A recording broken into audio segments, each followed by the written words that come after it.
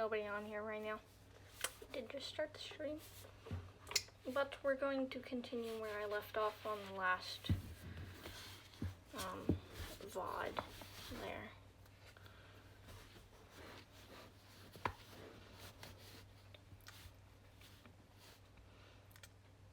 He landed with a muffled thump on a small mound of furry, fuzzy toys. Some of them presents from relations from his first birthday, not 6 months gone. Some of them inherited from his older sister. He was surprised when he hit the floor, but he did not cry out. If you cried, they came and put you back in your crib. He crawled out of the room. The stairs that went up were tricky things. He had not yet entirely mastered them. Stairs that went down, however, he had discovered, were fairly simple. He did them sitting down, bumping from step to step on his well-padded bottom. He sucked on his number, the rubber pacifier his mother had just begun to tell him that he was getting too old for. His diaper had worked itself loose on his journey on his bottom down the stairs. And when he reached the last step, when he reached the little hall and stood up, the diaper fell off. He stepped out of it. He was only wearing a child's nightshirt. The stairs that led back up to his room and his family were steep, but the door to the street was open and inviting. The child stepped out of the house a little hesitantly. The fog wreathed around him like a long-lost friend, and then, uncertainly at first, then with increasing speed and confidence, the boy tottered up the hill. Oh, it's hard to breathe in this thing. Let's see here.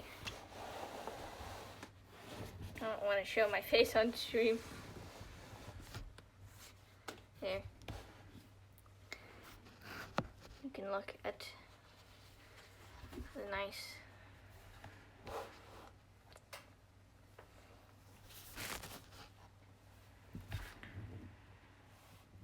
Yeah, I am.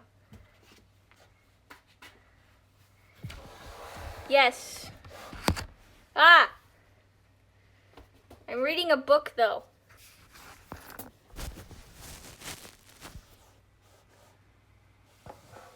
So you can just look at my beautiful pictures. It's hard to breathe in the mask because it's a mask. And I'm weak. Oh my, I can just manage the stream from here on my computer. Let me. Ah!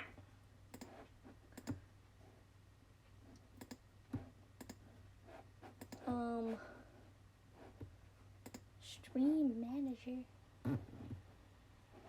Wow. Look at that. Nice. Okay. No, you're not. That's gonna be so sad. That's gonna suck. Oops.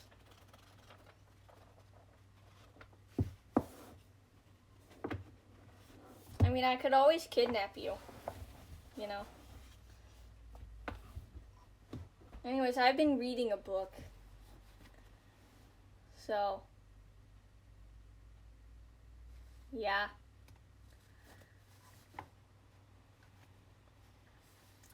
Let's continue the book.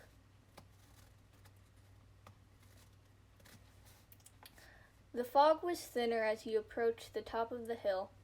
The half-moon shone, not as bright as day, not by any means, but enough to see the graveyard, enough for that. Look, you could see the abandoned funeral chapel, iron doors padlocked, ivy on the sides of the spire, a small tree growing out of the guttering at roof level. You could see stones and tombs and vaults and memorial plaques.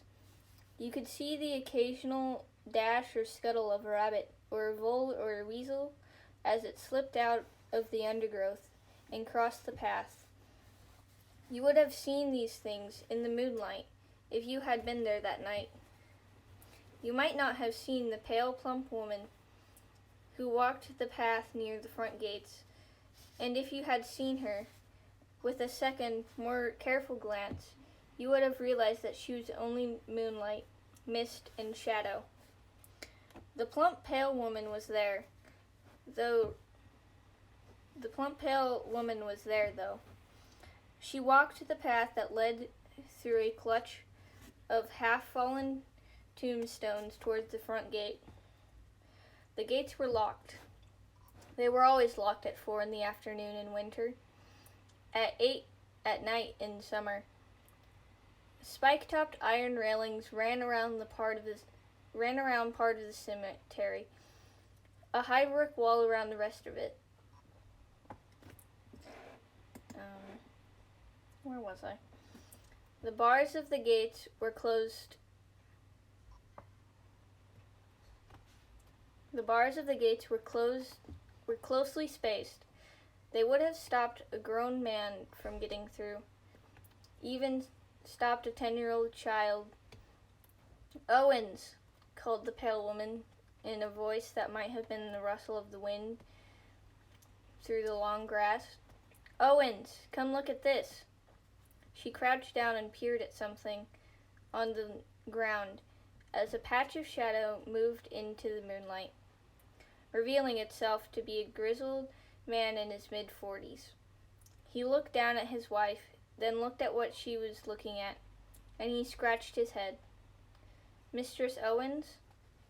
he said, for he came from a more formal age than our own.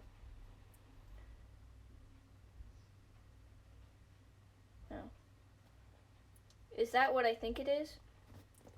And at that moment, the thing he was inspecting seemed to catch sight of Mrs. Owens, for it opened its mouth, letting the rubber nipple it was sucking fall to the ground, and it reached out a small chubby fist as if it were trying for all the world to hold on to Mrs. Owens' pale finger.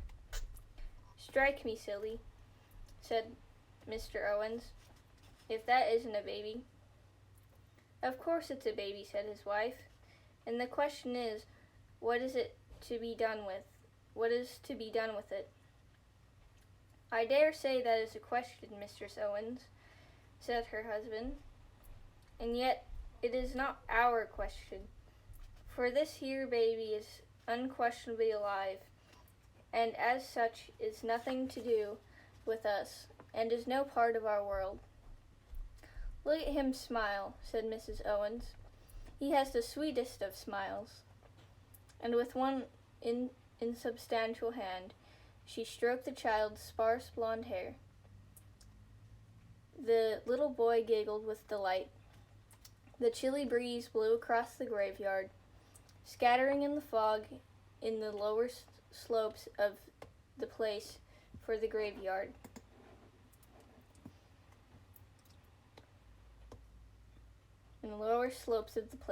For the graveyard covered the whole top of the hill, and its paths wound up the hill and down and back upon themselves. A rattling. Someone at the main gate of the graveyard was pulling and shaking it, rattling the old gates and the heavy padlock and chain that held them. "There now," said Owens. "It's the babe's family, come to bring him back to the loving bosom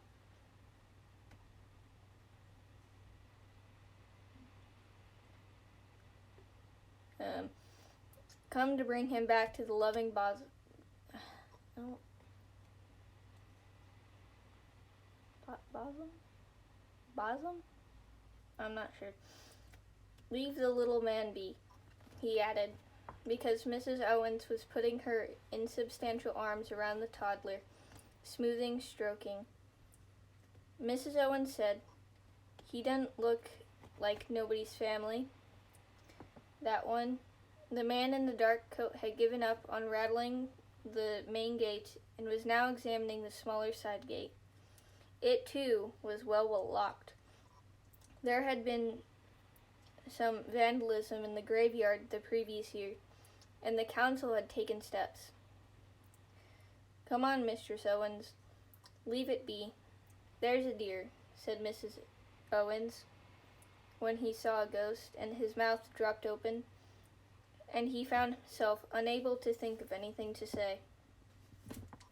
"You might think, and if you did, you would be right, that Mr. Owens should not have taken on so at seeing the ghost, given that Mr. and Mrs. Owens were themselves dead, and had been for a few hundred years now, and given that the entirety of their social life, or very nearly, was spent with those who were also dead.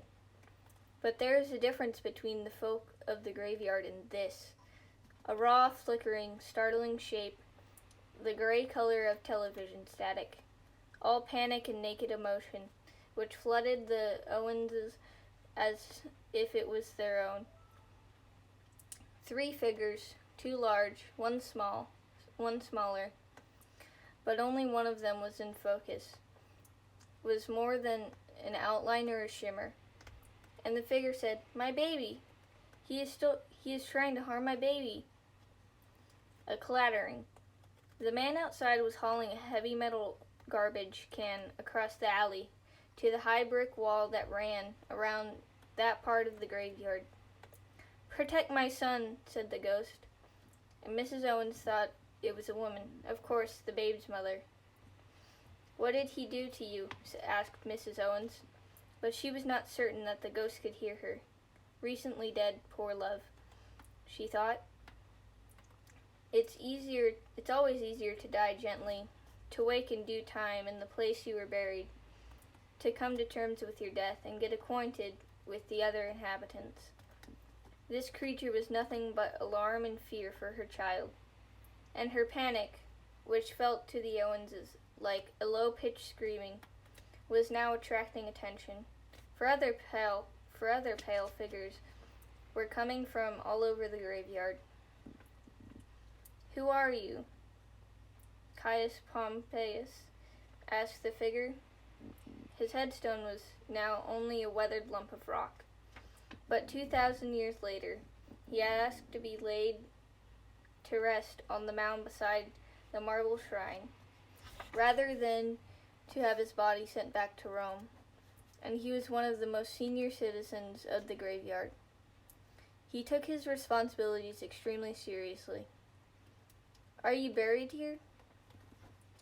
"Of course not. Freshly dead by the look of her."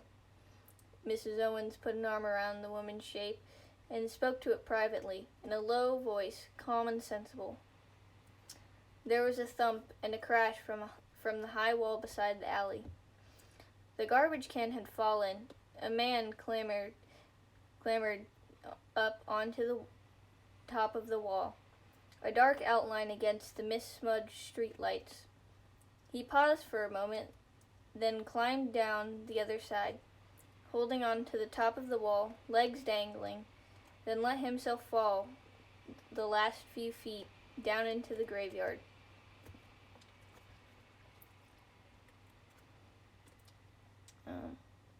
"But my dear," Mrs. Owens said to the shape, now all that was left of the 3 shapes that had appeared in the graveyard, "he's living, we're not.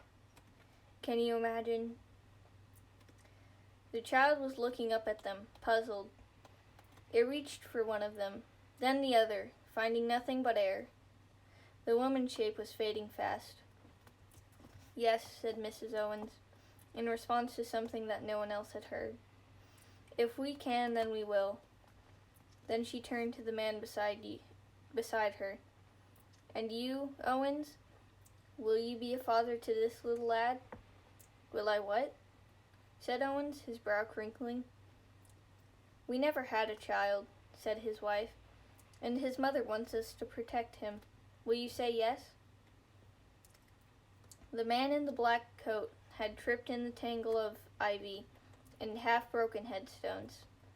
Now he got to his feet and walked forward more carefully, startling an owl which rose on silent wings.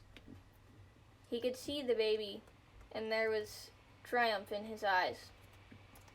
Owens knew what his wife was thinking when she used that tone of voice. They had not, in life and in death, been married for over 250 years for nothing.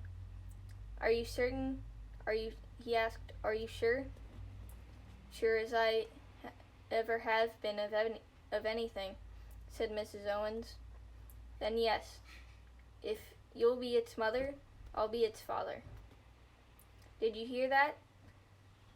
Mrs. Owens asked the flickering shape in the graveyard, now little more than an outline, like distant summer lightning in the shape of a woman. It said something to her that no one else could hear, and then it was gone. "She'll not come here again," said Mr. Owens. Next time she wakes, it'll be in her own graveyard, or wherever it is she's going." Mrs. Owens bent down to the baby and extended her arms. "Come now," she said warmly. "Come to Mama." To the man Jack, walking through the graveyard towards them on a path, his knife already in his hand, it seemed as if a swirl of mist had curled around the child in the moonlight, and that the boy was no longer there, just damp mist and moonlight and swaying grass. He blinked and sniffed the air. Something had happened, but he had no idea what it was. He growled in the back of his throat, like a beast of prey, angry and frustrated. "Hello?" called the man Jack, wondering if perhaps the child had stepped behind something. His voice was dark and rough, and there was an odd edge to it, as if of surprise or puzzlement at hearing himself speak. The graveyard kept its secrets. "Hello?" he called again. He hoped to hear a baby cry or utter a half-word, or to hear it move. He did not expect what he actually heard. A voice, silky smooth, saying, "Can I help you?" The man Jack was tall. This man was taller. The man Jack wore dark clothes. This man's clothes were darker. People who noticed the man Jack when he was about his business, and he did not like to be noticed, were troubled or made uncomfortable, or found themselves unaccountably scared.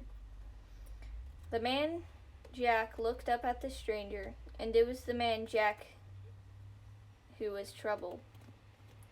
"I was looking for someone," said the man Jack, slipping his right hand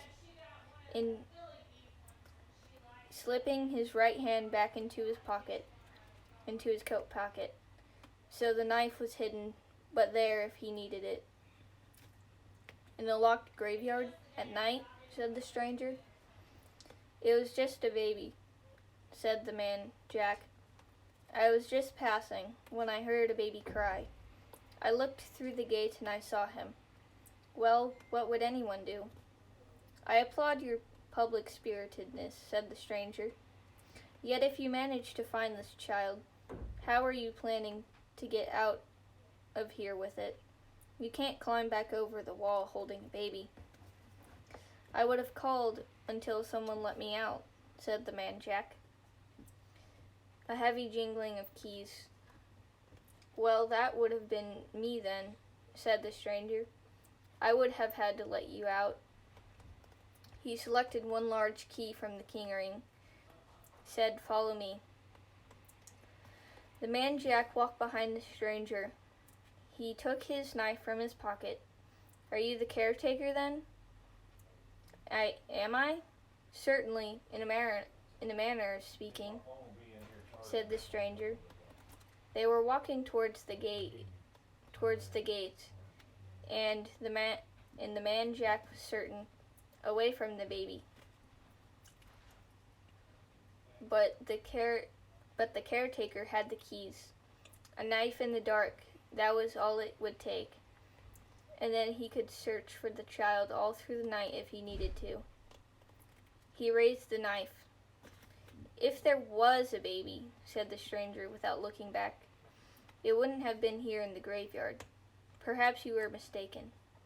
It's unlikely that a child would have come in here, after all. Much more likely that you heard a night bird and saw a cat, perhaps, or a fox. They declared this place an official nature reserve, 30 years ago, around the time of the last funeral. Now think carefully, and tell me, are you certain that it was a child that you saw?" The man Jack thought. The stranger unlocked the side gate.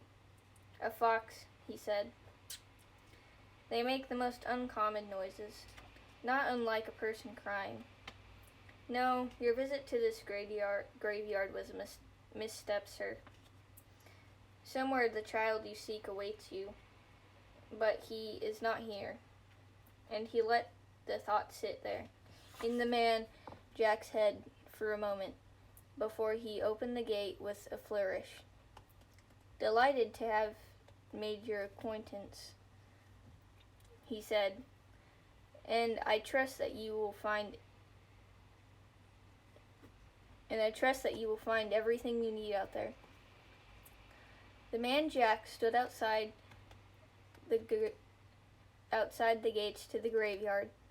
The stranger stood inside the gate, and he locked it again and put the key away. "Where are you going?" asked the man Jack. "There are other gates than this," said the stranger. "My car is on the other side of the hill. Don't mind me. You don't even have to remember this conversation." "No," said the man Jack agreeably. "I don't." He remembered wandering up the hill.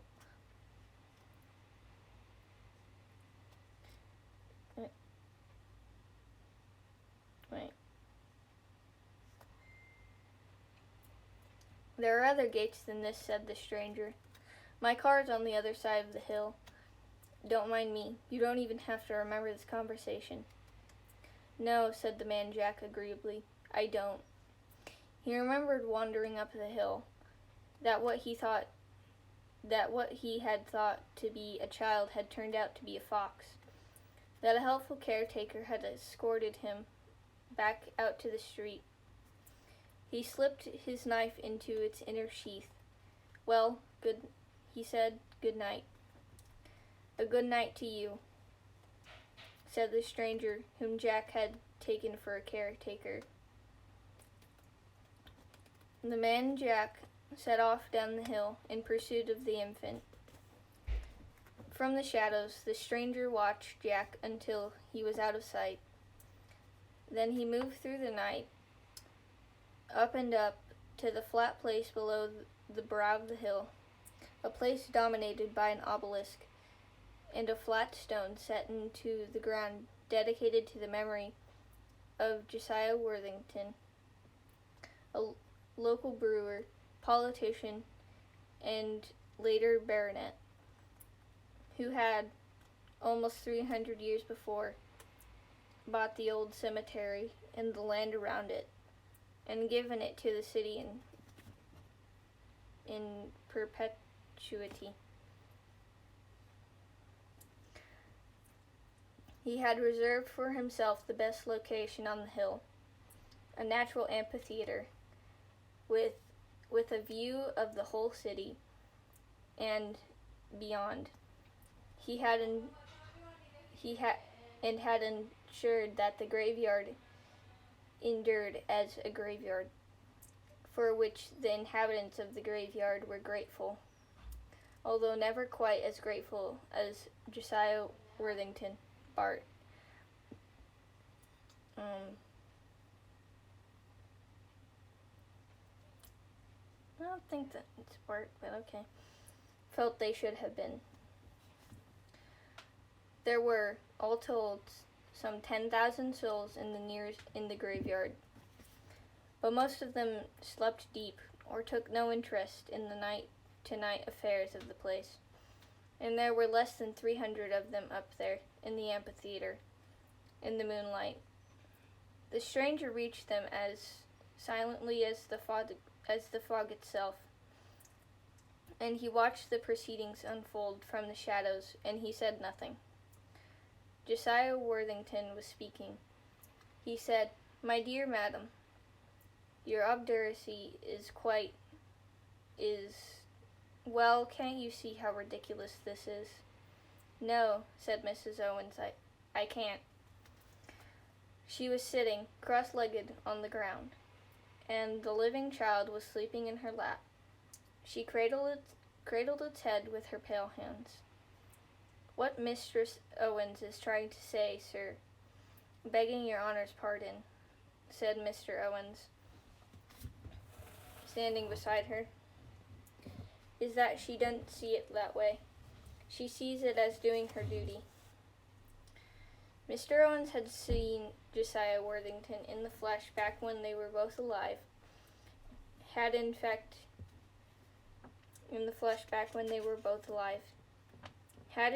made several pieces of fine furniture for the Worthington Manor House, out near Englisham, and was still in awe of him. Her duty, Josiah Worthington, Bart. He shook his head, as if to dislodge a strand of cobweb. "Your duty, ma'am, is to the graveyard, and to the commonalty of those who form this population of discarnate spirits, revenants and such like wights, and your duty thus is to return the creature as soon as possible to its natural home, which is not here." "His mamma gave the boy to me," said Mrs. Owens, as if that was all that needed to be said. "My dear woman." "I am not your dear woman," said Mrs. Owens, getting to her feet. "Truth to tell, I don't even see why I am even here, talking to you fiddle-pated old dunderheads, when this lad is going to wake up hungry soon enough. And where am I going to find food for him in this graveyard, I should like to know?" "Which," said Caius Pompeius stiffly, "is precisely the point. What will you feed him? How can you care for him?" Mrs. Owens' eyes burned. "I can look after him," she said, "as well as his own mamma. She already gave him to me. Look, I'm holding him, aren't I? I'm touching him.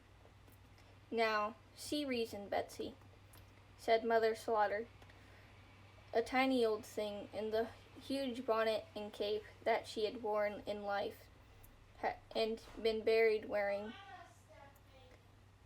"Where would he live?"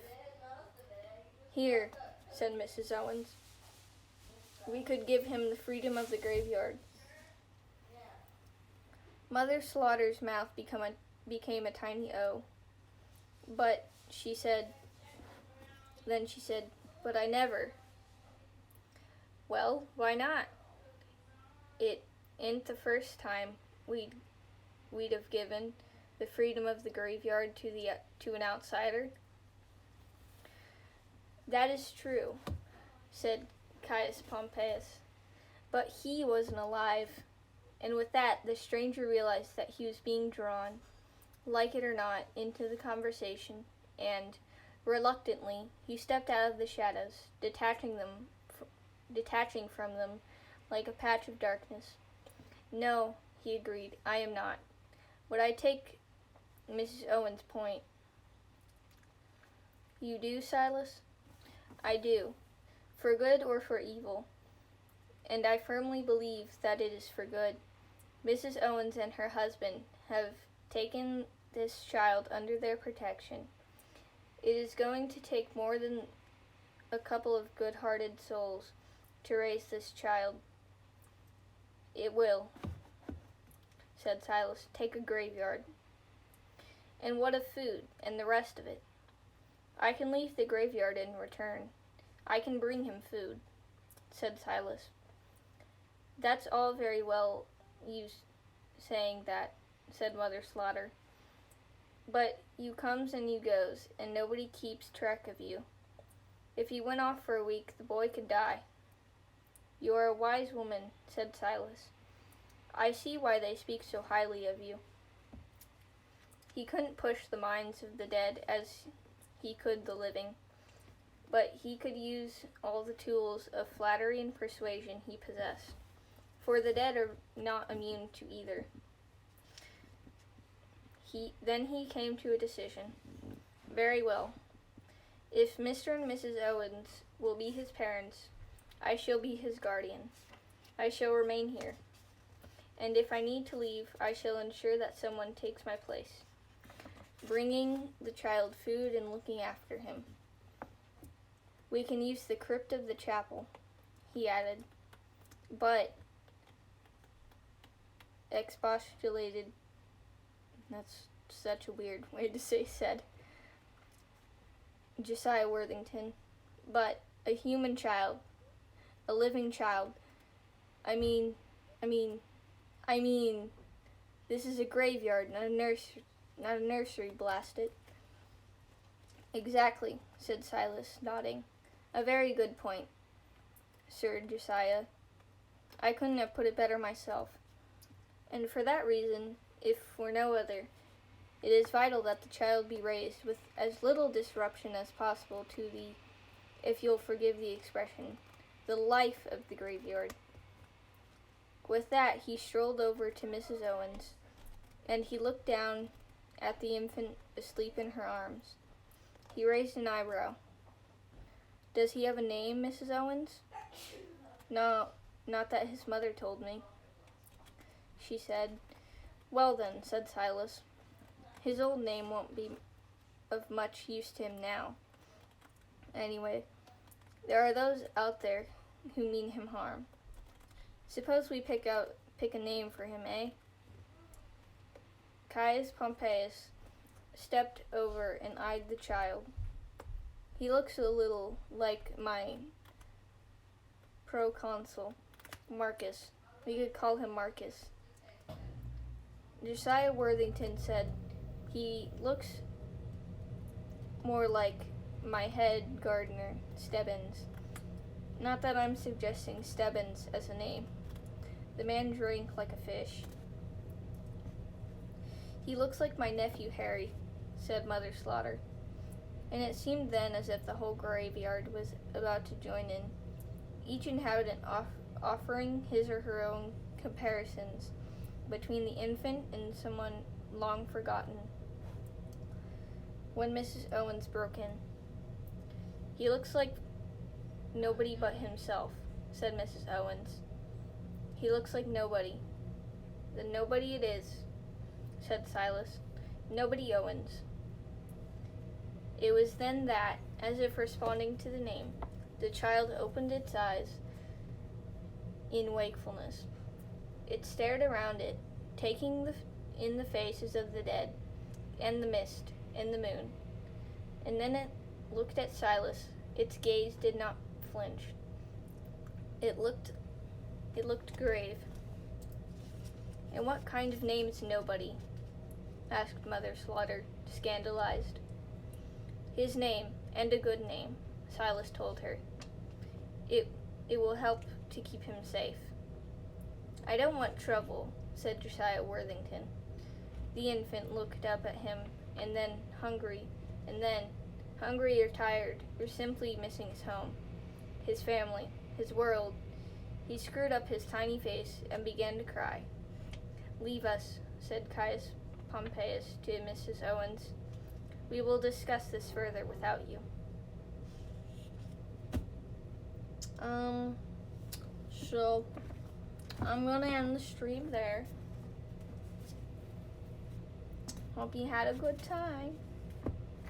Probably kind of boring, considering I am just reading a book. But, alright. Goodbye.